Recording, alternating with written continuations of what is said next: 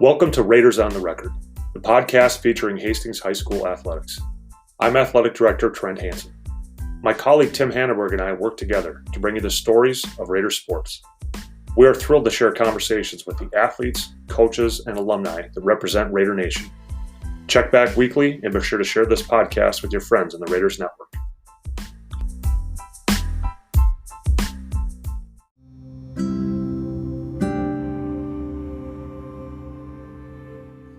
Austin Eliason is a 2009 Rosemount High School grad.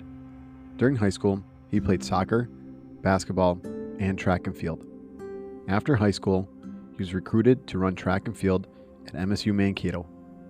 During college, Austin was a two-time captain, running the 400 and 200, while racking up 4 all-conference awards. After college, Austin became an elementary school teacher in Rochester for 3 years before coming to Hastings. During his time in Hastings, Austin has coached the B Squad boys basketball team and been an assistant track coach. Austin gives a great interview with especially great advice for athletes dealing with injuries and how to truly love the role that sports can play in one's life. Here we are with Austin Eliason. Austin, we always start at the beginning of someone's life. So let's hear about the beginning of your life. Let's hear about where you grew up. You're not from Hastings. You're a transplant like myself. So once again, let's hear about your hometown and especially your family. So your mom, your dad, any brothers or sisters, and then your high school as well. Yeah, so I grew up in Rosemount, so just really right the town next over. Never ventured over to Hastings. Even my high school days, I never even came over to Hastings. So coming to Hastings for the first time was for my interview. So it was crazy that it's 15 miles away. But so I grew up in Rosemount. I grew up with 2 brothers, one older, one younger, so I'm the middle. My dad he was a police officer and he worked at Apple Valley High School. So he essentially kind of worked all of the athletic events, and that's what kind of got me into my sports and coaching and all that stuff that I really love to do. Some of my favorite memories growing up too are with going to Apple Valley High School, sporting events, just running around. And then eventually as I got older, kind of more watching the games. So I saw some great athletes go through Apple Valley High School, especially even just recently 10 years ago and stuff. So my dad's retired from that now.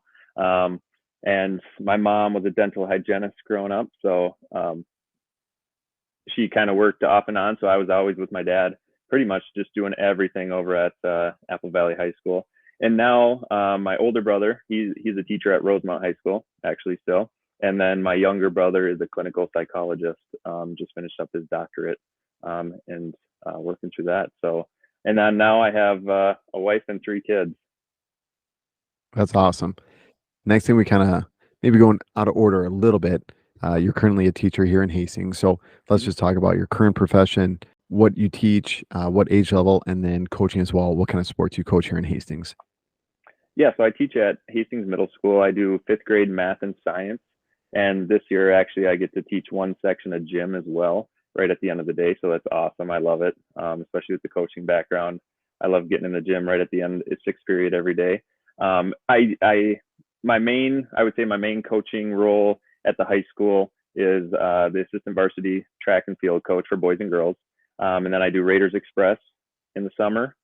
And then I used to do the B Squad basketball. So this was actually the first year that I hadn't done basketball in probably the last 8 or 9 years, 4 at Hastings. Or actually 3 at Hastings. So this is my 4th year overall being in, Hastings School District. Perfect. Like I said, we kind of went a little out of order, so maybe let's reverse just for a second here. So you graduate from Rosemount High School. Let's talk about your college experience. And I think it's pretty cool, especially when we have alumni on the program, to hear about the recruiting process and what that looked like for them and how they ended up where they were. So let's hear about your recruiting process, where you landed, and then once again, where you went to school and any sports you played in college as well.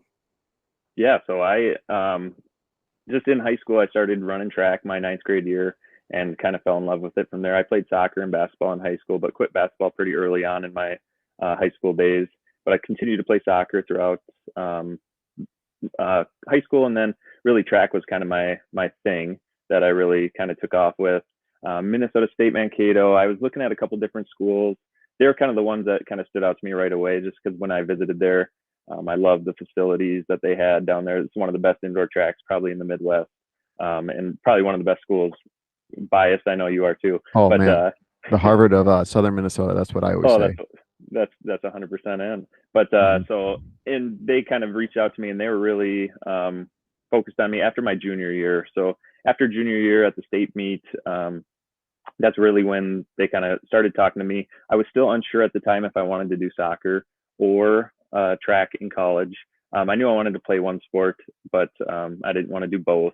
And then, so a couple the MIAC schools were interested in me for soccer, like St. Thomas and Gustavus and St. Olaf. And I was talking to them a little bit, but really just came back to Mankato always, and always kind of like, it's like the perfect distance away from Rosemount. It's an hour and a half.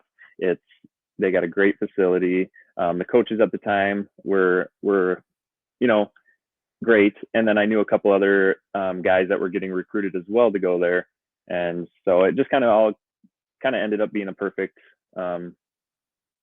a perfect experience every time I would visit.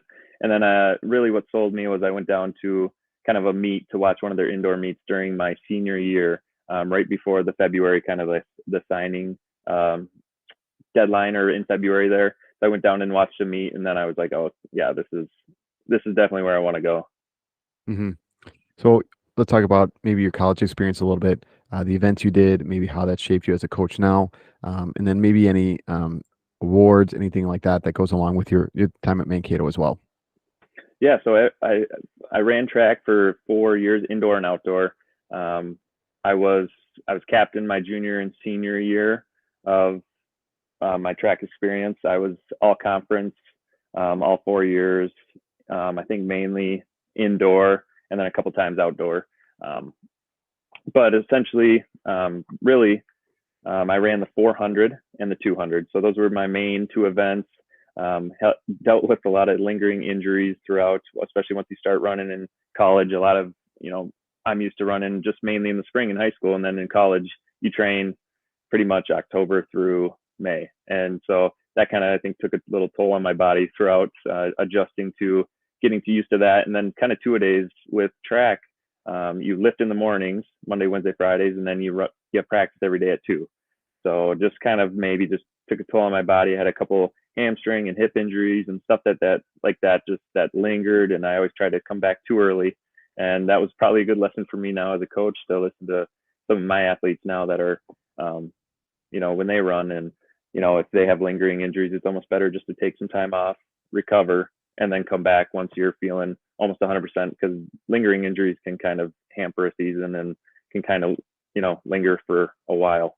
hmm Yeah, that 400 race, that just seems like the worst experience of all time. I just, whenever I watch it, it just seems like it's pure pain. And I think it's funny, some of the sports too, like swimming as well, just, you don't see many people just leave the pool, they just get done Yeah, and leave the pool. And I think the same thing kind of with the 400, there's just no, you can't quit, you can't just walk off the track. You got to finish it. So that yeah, seems like one of the worst experiences of all time in the 400. So, yeah. If you go to track meet, watch the kids after they run a 400 or 800. Those are probably the two worst events on the track, and they are laying down, they are mhm, dying. yeah. Uh, Injuries, I think those are really important too. And you kind of talked about maybe using that experience from college now as a coach, maybe teaching our athletes to listen more to our bodies and not pushing themselves too quick to get back into sports too. Do you think it taught you anything at that time too while you're in college? I feel like a lot of times we look at injuries as setbacks, as failures in that moment, that we're not able to get out there and practice, and it kind of really says about our self-worth that we're not really living up to our potential. But did you really have any positive experiences from the injuries? Did it really teach anything in college? Were you able to work on other areas of your game while you had some injuries and some setbacks? Or once again, did you think maybe any of those injuries maybe taking it a little farther than you normally could have gone? Yeah, absolutely. Yeah, so I was having a really good, just looking at like kind of where I could have gone one season with a lingering injury, and I kept trying to go through it. I was having actually a really good indoor season and provisional for nationals, and was kind of right there. And I feel like just with kind of an extra couple of weeks, I really would have probably, I don't know if I would have made it or not, but I would have been right there in the mix to make it. But just the lingering injury, I actually in track, you don't really hear about a sprained ankle, but as I was handing off the baton, I stepped on my teammate's foot and I sprained my ankle, which really lingered me for all of the rest of indoor and outdoor. And it just really sucked. But it really has taught me just kind of to listen to like my body and then teach my athletes essentially about, listening to their own bodies. And, if you're hurt and if you're not feeling it, to be honest, being injury free is going to make you faster, especially on the track. Mm-hmm. Perfect. You may have talked about it a little already, but you became a teacher, and maybe what really spurred you into getting into coaching. I know a lot of times maybe we want to get into coaching right away, and that's how we go into the teaching route. But really, once again, let's just talk about what really spurred you maybe to get to become a teacher, and then really what made you seek out coaching opportunities here in Hastings as well. Yeah, so I started when I started at Park and Rec at Rosemount. That's kind of when I started love working with like kids in general. And I have an elementary ed major. So I really started kind of just focusing in on kind of that middle, like the elementary school age from, 6 years old up until like 12 years old. And that's really when like I thought, hey, teaching is the thing that I want to do. I didn't know right away when I went into college. Actually, I went into law enforcement because similar to my dad, I wanted to be kind of just like him. He worked at the high school. I wanted to, be around kids too. I thought being a police officer, working with kids in the high school was awesome. That's not very common for him. So he was in the high school for like 26 years. And not a lot of, communities have the same police officer in the schools for multiple years in a row. So they always switch out. So I was like, I don't know if I want to do that then. And then, so I kind of thought, what else can I do to work with kids? And it came back to coaching. And just during the summers, I started coaching BFS at Rosemount High School. So I did their like bigger, faster, stronger programs with their high school athletes. And I was like, I'm kind of into coaching. And I was kind of into coaching a little bit after that. And then to be honest, it was more or less working with the kids to become a teacher. And then after I got to Hastings, I was coaching down at Rochester Mayo for I think I was down there for 3 years. So I coached basketball and track down at Rochester Mayo. And then after that, I knew I wanted to just continue with the high school level. The middle school level is great, but just the experience and the kind of like the varsity level is kind of where I wanted to get to and coach those type of athletes. Perfect. You got a few years now coaching, a few years under your belt here. I always like kind of hearing about maybe a lesson that you might do now that you do as a coach that you wish you might have done before. So, or on the other hand, something you wish or something that you thought you had to do in the beginning that you realized you didn't have to do. So, kind of a weird question. So let me try it again here. So, you could either kind of take it either way. So think about now as more of a mature coach, something you wish you would have done when you first started off coaching, or on the other hand, think about something that you thought you had to do when you first started coaching that you're like, man, that was not the case at all. I just had to cut that out and do something else as you kind of worked your way into more of a mature coach. So what do you think that might be for you? Oh yeah, this is an easy one.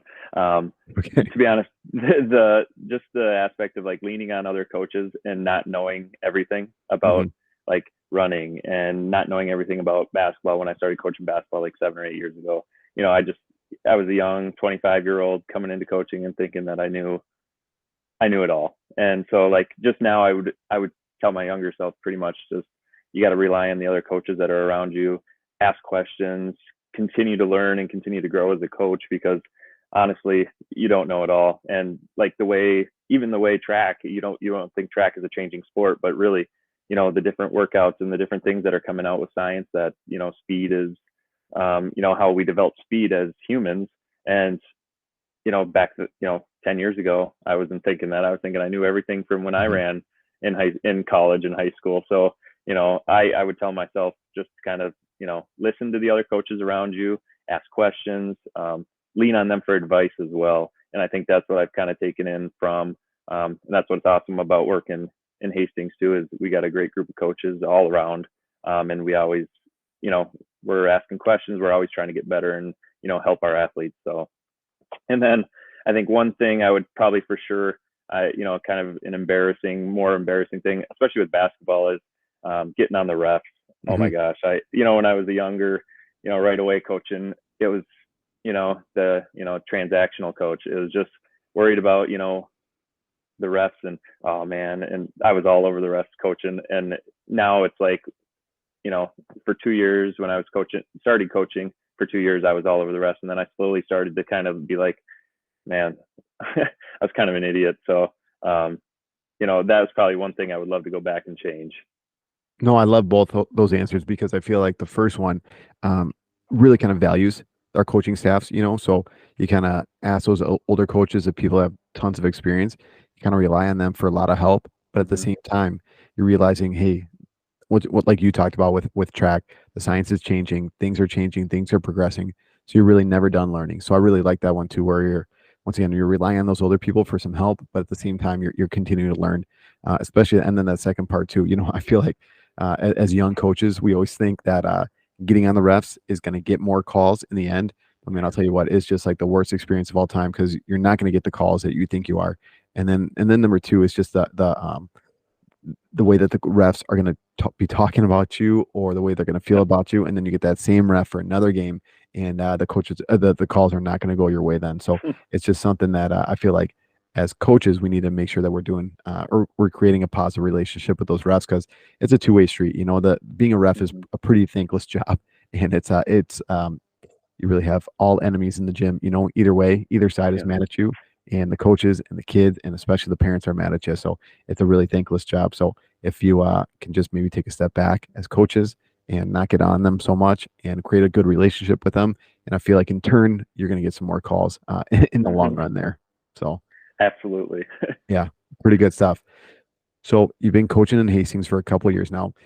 If maybe you could think back about your couple of years here, a rewarding experience here, and if you want to look back at your time in Mayo or your time in Rosemount as well, you can definitely do that. But what do you think a rewarding experience has been surrounding coaching for you?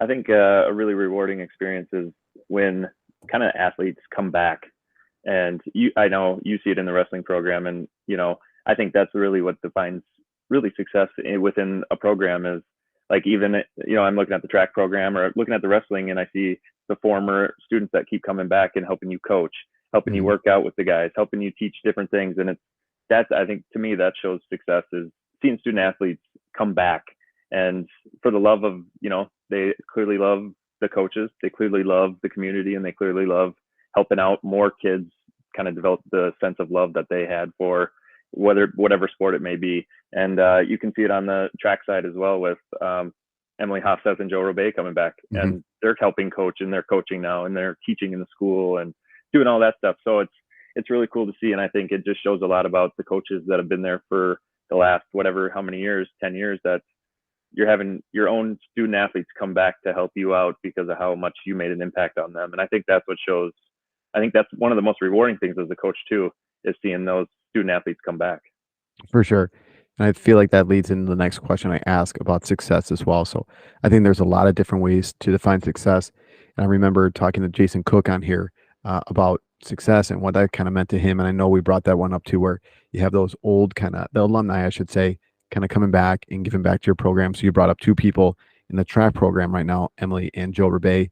They're helping coach. I know Katie Kuhn is helping coach as well, track. Mm-hmm. She was a student of mine, and now she ran at St. Ben's, and now she's helping give back as well. So Yeah. it's just Yeah. really cool. I think that's once again goes to, like you're saying, the strength of a program, strength of a high school, the relationships that we create with our kids, how they feel when they're coached by us, that they want to come back and give back to the next generation. So, kind of on that next question as well, maybe if you want to expand on it or anything else you want to add, Yeah. how would you define success, and maybe what does success mean to you? I think success means to me is just, or just in general for the athletes that we coach is seeing them succeed in like their own self of the game. Not every kid that we're going to coach is going to run varsity track or play varsity basketball, but like a senior playing JV can still get the sense of like the reward from playing a sport. And I think that's kind of more or less if that personal aspect of it, if they felt that they got success from it. So I think really it comes back to seeing those student athletes come back and, um, helping out the program and helping out the future generation coming through because they felt that they loved it. And I think even if those student athletes don't even play a varsity sport, but they're there and they're having fun and they enjoy what they're doing, and maybe in the end they end up coaching. or doing something else, even if they weren't a great athlete. I feel like that's one of the best things is seeing those student athletes, still have a sense of love for whatever sport it may be. For sure. Next thing, maybe an impossible question. You're a multi-sport athlete in high school, and you ran track and field in college. So once again, an impossible question to ask you about the best coach that you've had. But if you want to look back, you could pick a couple coaches, and this could be a coach you admire, someone that really taught you a lesson that you kind of rang true the rest of your life so far. Maybe a coach you still have contact with, that mentor that you always kind of lean on. Maybe call up when you need some help. So you talked about your dad too, maybe getting you into sports as well. So that could be this kind of coach or that person you admire in this kind of field. But who do you think that coach would be for you that you really admire, you look up to, really taught you something in your life? Yeah, so I'll probably pick my besides my dad. I could go on for hours about how much he's had an impact on me, but probably Jay Hatley. He's the Rosemount head track coach. He's the same coach now as I had, so he's still coaching at Rosemount now as when I was there. And I think he started in 2006-ish. So he's there throughout all my high school career. I was an athlete for him. I helped coach with him. He does all the summer workouts. So he's the one who kind of brought me back and was like, hey, do you want to help out with Rosemount's strength and conditioning stuff in the summer? When I was in college and I came back. So coaching with him. And then I selected him because pretty much throughout, he kind of gave me my love for track. He's a huge track person, loved it himself. He's won multiple state championships for Rosemount in track when I was there, and recently in the last 5 years, I think they've won like 3 on the boys' side and a couple on the girls' side. And they're just the kind of the faith he's had in me, not only as an athlete but also as a coach, to invite me back and kind of seek me out to come back and help coach. And the cool thing that I kind of learned from him, he was really hard on me right away. But then kind of slowly as, he saw that I was like growing and getting older throughout high school, he kind of let me kind of see the way of things and then kind of guided me. So he was kind of hard on me right away, but then he kind of guided me more in the sense of kind of putting me in a spot to be super successful. So I feel like that's kind of where I'm taking, a little bit of my coaching from a little bit is, especially those freshmen coming in and not really knowing much about track. And, all they've had is maybe the middle school experience. And so I've learned a lot about kind of just the direction he took with me that's helped me in general. And then, to be honest, I think one of my biggest things with him that I've learned from him is that continuing to learn. Like he won state championships all in the early thousands. And, it'd be super easy for him right now to continue to do that exact same thing because, hey, he won state championships. Why not do it for the next 15 years? But he's constantly changing. Like the stuff he does now and what we talk about at meets when I run into him and stuff is completely different than when I was there. So that's really cool that, he doesn't only just want to keep it the same. He wants to obviously get better, and he's developing towards the athletes that he has today instead of, continuing to do the same, because it's easy to do the same thing after you win, but then, continuing to kind of build a community and program around that. So that's probably the coach that I would say has the biggest influence on me, just not only in the track aspect, but just in general. Perfect. Thinking about your time in Rosemount, your time at Mayo, your time here in Hastings, you've worked with a lot of different people in multi-sports. Once again, maybe impossible question, but if you want to pick one or two people, you definitely can. So who do you think a coach is that you've worked with? Once again, same kind of question, has had a big impact on your life, maybe really taught you something that stuck with you, maybe molded you into a better coach. So who do you think that person will be in your life? Yeah, I'm going to go with someone that I coach with right now in Hastings. And I know maybe not like a assistant coach or anything, but Jason Cook. To be honest, the responsiveness and how much of a listener he is, like he's just so awesome to work with in the aspect of he literally will just kind of, he always asks your input and he always wants to know what you're thinking. And he's obviously had some really good athletes come through and really fast runners. And he consistently is always changing and learning and asking questions. Me and him also just chat about track like consistently. So that helps a lot. Is like, I feel like when I was at Mayo as well, it's hard to find like it, and this is surprising in the sport, but like high school track, you don't really find, it's a lot of more manager coaches than like coaches that absolutely just love the sport of track and like watch it and watch YouTube videos consistently. And I know Cook is one of those people that is like on YouTube just watching track clips, and I'm one of those people too. So I think, to be honest, he's probably one of the coaches that has had the biggest influence on me, probably since I've been coaching. I'm kind of laughing right now because I interviewed Cook last year for this podcast, and I think your answer right there is word for word the same that he gave me. He said he talked about you, and he said, "quote We are both track nerds," and so he talked about almost the same exact thing. Track being kind of a niche sport. That Yeah. same thing. People watch it but don't know the ins and the outs of it. And then he talked about you being that kind of person that's actively researching it and knowing people and deep into the world of track and field, which he is as well. So that's hilarious that you guys, oh my gosh, I didn't know that.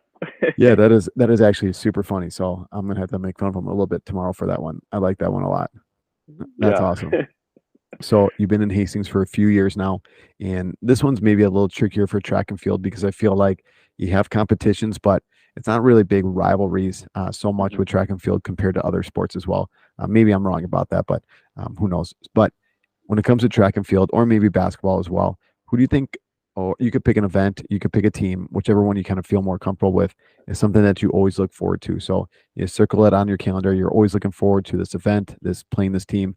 And once again, it could be basketball, it could be track and field. So who do you think that event or team is for you as a coach? Yeah, I get going, especially for track. The last 3 weeks of the track season are like the championship weeks of the season. We do a 2-day conference meet, and that's like the second to last week of May. Then the next week is 2 days of sections, so that's to see who can qualify for state. And the week after that is a 2-day state meet. So that's kind of like, as a track coach, you just get up for those 3 weeks, and that's kind of what you've been working towards all season too. So it's kind of the most rewarding time as well, because that's usually when it's usually pretty nice out. It's getting nicer out, and the times are starting to come down, and you're starting to see athletes have the most success, and you're starting to see the athletes have great times. And so that's kind of like the most rewarding and most exciting time for me as a coach to kind of look forward to is to me, I call it like championship weeks, because it's 3 weeks of straight, conference championship, section championship, and then state championship. So as a coach, you kind of get up for those last 3 weeks of the season. It's also kind of towards the end of the school year. So it's kind of like an exciting time for kids. It's exciting time for teachers. And then, in the mix of all that is the athletes are, dropping times that are, to be honest, like, unreal. And, all the hard work they put in, even right now in March, shows at that time. So it's really cool to see. For sure. You've been here in Hastings for a few years. We talked about a rewarding experience already. And sometimes with that rewarding experience and favorite moment, they kind of get a little interchangeable. So if you could think about something else as a favorite moment so far coaching here in Hastings, what do you think that would be for you? Yeah, so I'll take last year when I coached the B squad basketball. We were a pretty good team actually overall, and I had a lot of guys that I'm coaching now in track or that I still talk to, and we had 7 guys on our B squad basketball team, and I just remember last year there was a game. We were playing North St. Paul. It was at home, and we just in the first half we just weren't feeling it, and we were still playing well, but they were just playing better. And we're down probably 10 to 15 at half. And then still in the second half with 10 minutes left, we're still down 10 to 15 points. We just couldn't get into a groove.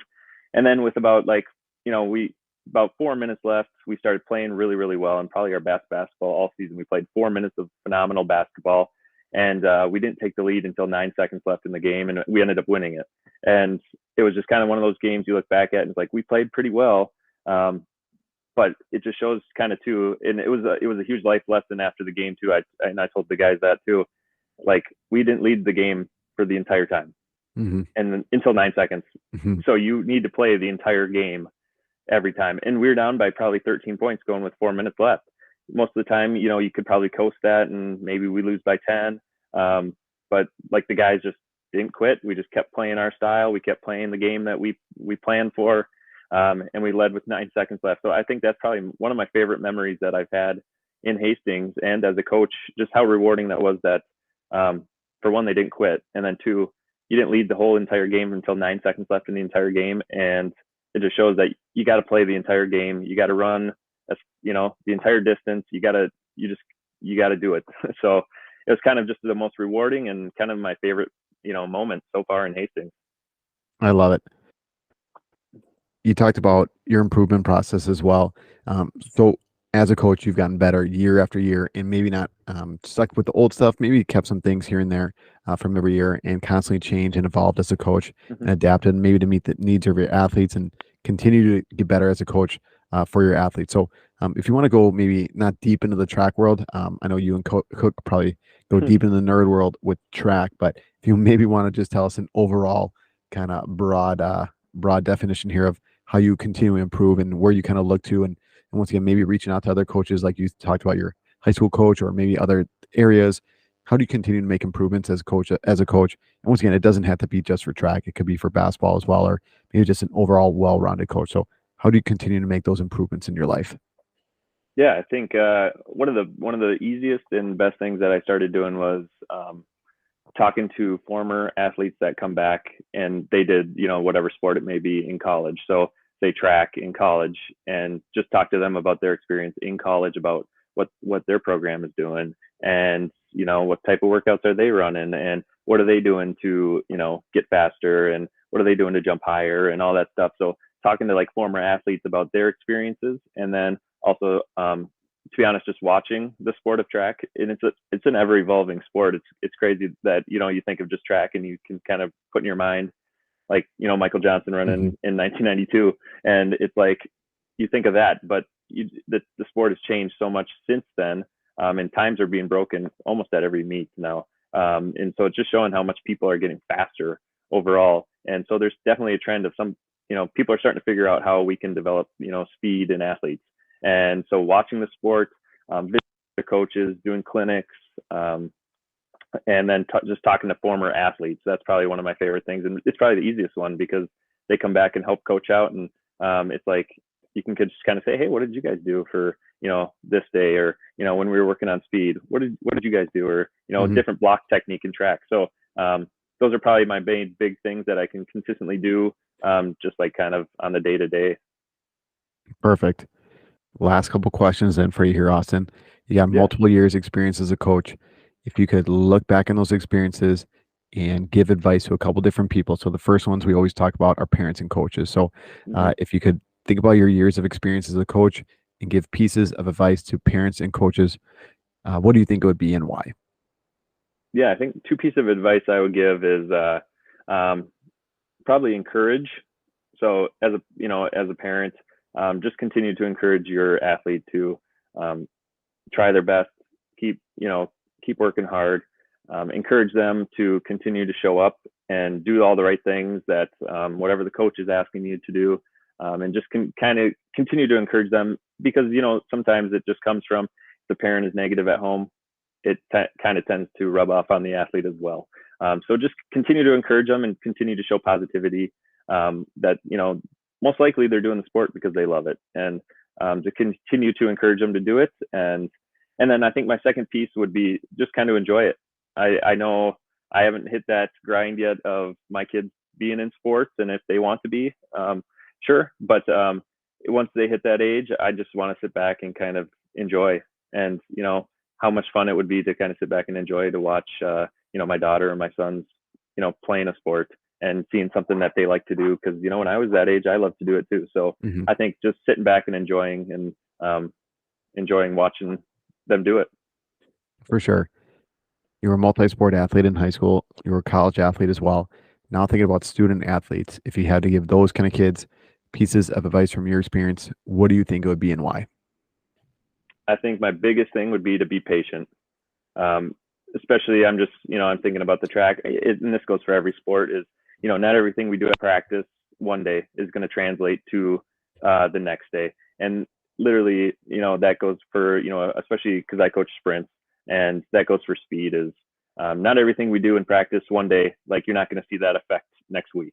It's going to be a long process that you got to keep, working hard at it, and you got to be patient, because doing, a speed ladder on Tuesday, you're not going to show up Wednesday and, be already 10 times faster. It's a progress, and it's kind of trust the process that we have going for you. Trust your coaches, that they have your best intent in mind, that they're not out, no one's out to get you. So trust your coaches, be patient. And then I think the last thing is, positivity is when things are going bad, just think of the reasons why you play, and think of the reasons why you are in the sport that you're in. Even if it's something that you don't want to be in, maybe mom or dad made you, just think of it in a positive light. When things are going bad, if you're hurt, you're injured, think of, how much better you can become once you come back from the injury, or how much, hey, I got to work a little harder, but that's all right, because, you can do it. So I would say be patient and be positive. Perfect. Austin, that's all the questions I got for you. Last thing we always do is just turn the microphone over to our guest. So anything I forgot to ask you, you can go for it. Anything you want to expand on, any shout outs you want to give. Like I said, the microphone is yours and you can run with it. Awesome. Well, first I just, I'm an implant just like you to Hastings. So, the community is awesome. I mean, they've really, just accepted me as a teacher, a coach. The athletes have accepted me as a coach, just coming in, and I came in kind of I came right into coaching track, especially, and Raiders Express into that COVID year. And that was just such a strange summer when we had little pods of 10 kids, and all the athletes kind of just took me in as like a coach, and the coaches around, even including yourself, just kind of, welcomed me. And and then the community in general, as not being from Hastings, and then hearing about some, oh, they're not going to, it's a small community. And I know maybe you heard it too coming in, and, it might not be as welcoming, but, they're some of the most welcoming people that I've ever met within the community. So just kind of thank the community for everything that, living in it. And I love being here, and hopefully many more years to come. Awesome. Thanks, Austin.